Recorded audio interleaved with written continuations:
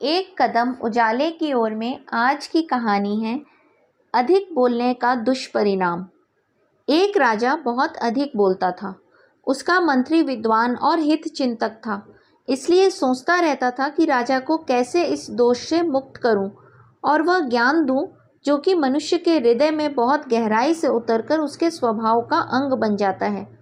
मंत्री हमेशा राजा के हित की सोचता रहता था और उचित अवसर की तलाश में था कि राजा को अपने इस दोष का आभास हो और उसके द्वारा होने वाली हानि को समझकर उसमें से निकल जाए। एक दिन की बात है, राजा मंत्री के साथ उद्यान में घूमते हुए एक शिला पर बैठ गए। शिला के ऊपर एक छायादार पेड़ था। उस आम के पेड़ पर कौवे का एक घोंसला था। उसमें काली कोयल अपना एक अंडा रख गई। कोयल अपना घोंसला नहीं बनाती, वरन कौवे के घोंसले में ही अंडा रख देती है। कौवी उस अंडे को अपना समझकर पालती रहती है। आगे चलकर उसमें से कोयल का बच्चा निकला। कौवी उसे अपना पुत्र समझकर चोंच में चुग्गा ला उसे चुगाती थी।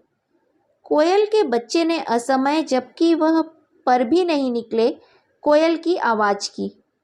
कौवी ने सोचा, यह अभी विचित्र आवाज़ करता है, बड़ा होने पर क्या करेगा। कौवी ने चोंच से मार मारकर उसकी हत्या कर दी और घोंसले से नीचे गिरा दिया। राजा जहाँ बैठा था वह बच्चा वहीं उसके पैरों के पास जा गिरा। राजा ने मंत्री से पूछा, मित्र, यह क्या है। मंत्री को राजा की भूल बताने का यह अवसर मिल गया। इसी अवसर का फायदा उठाकर मंत्री ने कहा, महाराज, अति वाचाल, बहुत बोलने वालों की यही गति होती है।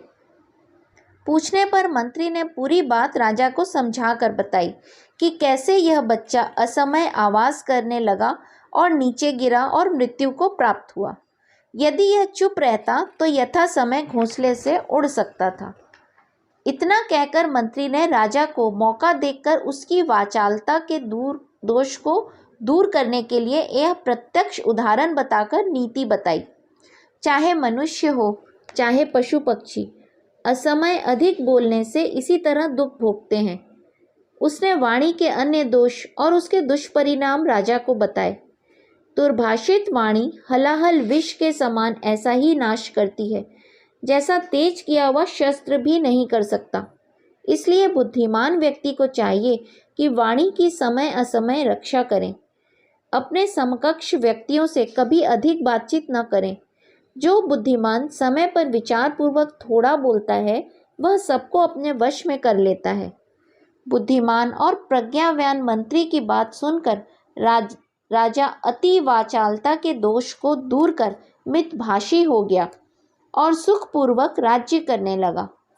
उसने प्रसन्न होकर मंत्री को मान और वैभव से कृतार्थ किया।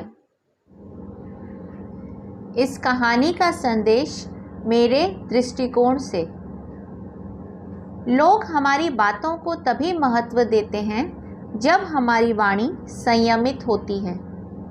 आप अपनी राय जरूर शेयर कीजिए। हरि ओम।